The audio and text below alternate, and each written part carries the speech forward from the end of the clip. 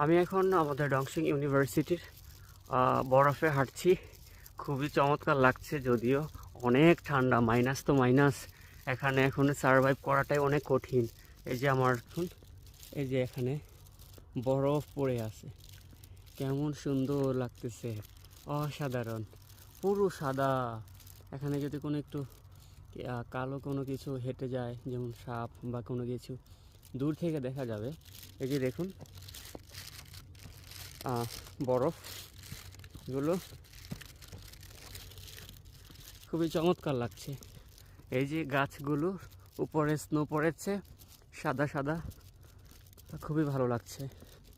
আমি এখন বরফ দিয়ে হাঁটছি কিনা, খুবই অ্যামেজিং এক্সপিরিয়েন্স।